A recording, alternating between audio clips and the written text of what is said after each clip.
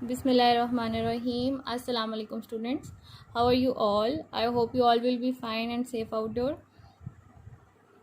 Today we are going to start our next chapter of second term, that is unit number 6, food and diet. Urdu में अगर हम इसको translate करें तो food मतलब खुराक और डाइट मतलब ग़िज़ा।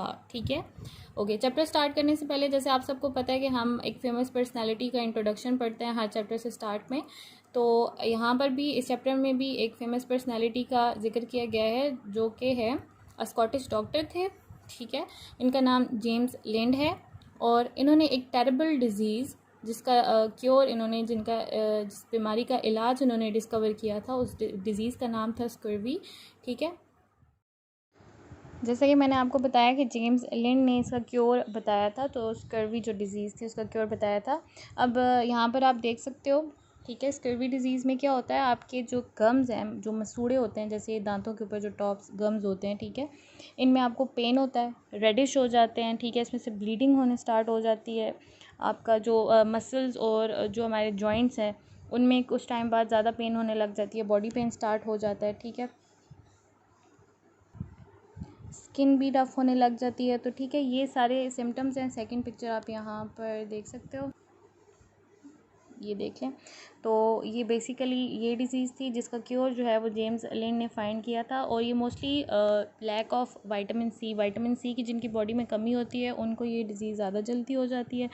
और सेकेंडली स्मोक, जो बहुत ज़्यादा हैवी स्मोक करते हैं, स्मोकिंग करते हैं, सिगरेट पीते हैं, ठीक है, तो उनको ये डिज़ीज़ ज़्यादा जल्दी हो जाती है। और समहाउ एनीमिया जो हमारे पास डिज़ीज़ है उसकी वजह से भी ये डिज़ीज़ सेकेंड डिज़ीज़ काज हो जाती है, जो कि है स्कर्वी। तो इसका क्योर जो था वो जेम्स लिंड ने फाइंड आउट किया था, और क्योर ये था कि विटामिन सी, जितने भी फ्रूट्स हैं हमारे पास, जिन जिन चीज़ों में विटामिन सी हमारे पास मौजूद है उनको ज़्यादा खाया जाए। मोस्टली सिट्रस फ्रूट्स जो हैं हमारे पास, जैसे हमारे पास ऑरेंज आ जाता है, ठीक है, इस तरह की जो सिट्रस फ्रूट्स होते हैं उनमें ज़्यादा विटामिन सी पाया जाता है, तो ये उसका क्योर था।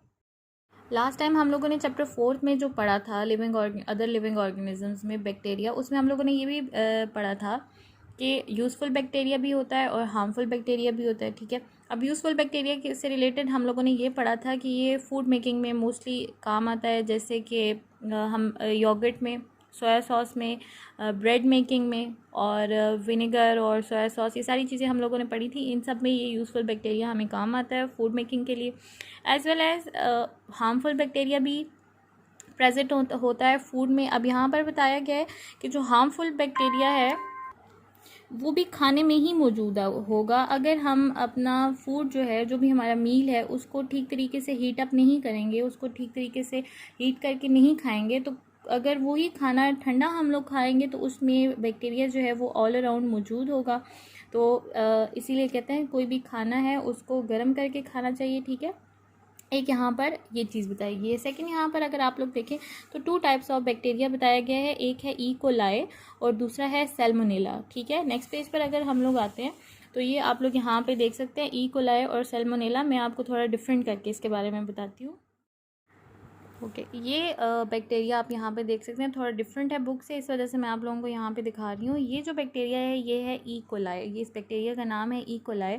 ये ऑल अराउंड इन्वायरमेंट में भी मौजूद होता है, एनिमल्स और ह्यूमंस की इंटेस्टाइन्स में भी प्रेजेंट होता है। ठीक है, ये बैक्टीरिया, और मोस्टली जो है ये फूड आइटम, जैसे हमारे पास मीट हो गया, एग्स हो गया, उनको अगर ठीक तरीके से कुक करके ना खाया जाए तो ये बैक्टीरिया किल नहीं होता और उसी में प्रेजेंट रहता है। और अगर हम वेजिटेबल्स को भी ठीक तरीके से वॉश ना करें तो ये बैक्टीरिया उसी में मौजूद रहता है, और इसका रिज़ल्ट क्या होता है कि हमें फूड पॉइजनिंग हो जाती है। ठीक है, ये हमारे पास आ गया ई कोलाई बैक्टीरिया। नेक्स्ट है हमारे पास सैल्मोनेला। ये हमारे पास सैल्मोनेला है, बुक से थोड़ा डिफरेंट करके आपको बता रही हूँ कि सैल्मोनेला जो है ये भी फूड पॉइजनिंग कॉज करता है। मोस्टली ये हमारे पास ये भी बैक्टीरिया जो है वो एनिमल्स और ह्यूमंस की इंटेस्टाइन्स में प्रेजेंट होता है, इससे भी फूड पॉइजनिंग होती है अगर खाने को ठीक तरीके से, मोस्टली मीट को, यहाँ पर मीट आ गया कि मीट को अगर ठीक तरीके से कुक करके ना खाया जाए तो सैल्मोनेला जो है वो हमें फूड पॉइजनिंग कॉज कर देता है। ठीक है, नेक्स्ट हमारे पास आ गया कि टिप्स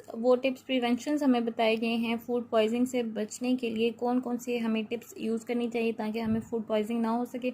सबसे पहले यहाँ पे बताया गया है कि खाने को ठीक तरीके से गर्म करके खाया जाए, जैसे मैंने पहले भी बताया, ठीक है। और अगर खाना ज़्यादा गर्म हो गया तो खाने से पहले उसको थोड़ा सा मतलब नॉर्मल टेम्परेचर ईटेबल हो वो खाने के लिए, तो उस तरीके से खाना चाहिए, ठीक हो गया।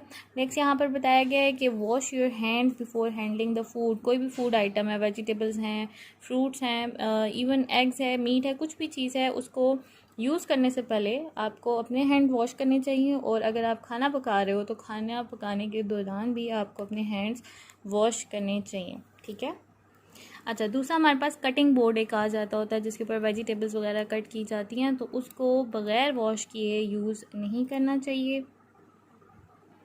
और जैसे मैंने पहले बताया कि अगर हम खाना ज़्यादा गर्म हो गया है तो उसको थोड़ा नॉर्मल टेम्परेचर पे करके खा रहे हैं तो इतनी देर के लिए उस खाने को नॉर्मल टेम्परेचर करके नहीं छोड़ना चाहिए, क्योंकि उसमें बैक्टीरिया अटैक कर देते हैं और वो सारी तरफ फैलने लग जाते हैं। इसीलिए थोड़ा गर्म ही सही लेकिन गर्म खाना चाहिए।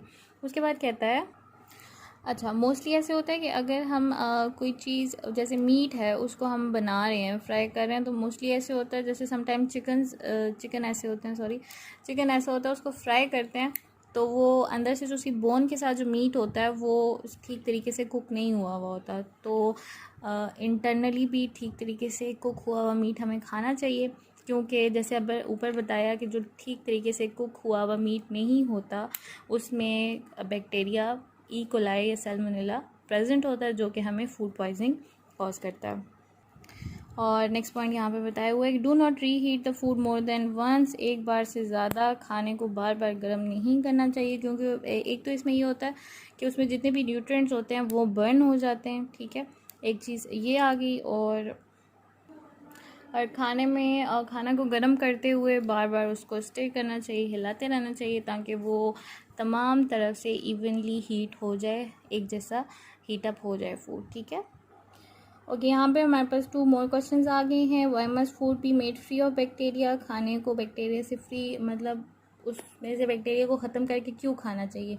जैसे कि बताया कि बैक्टीरिया जो प्रेजेंट होता है हमारे फूड में उससे हमें फूड पॉइजनिंग होती है। To avoid food poisoning we have to make food free of bacteria. Next है, how can food be made safe. जो भी मैंने आपको टिप्स बताई हैं, प्रिवेंशंस बताए हैं खाने को फूड पॉइजनिंग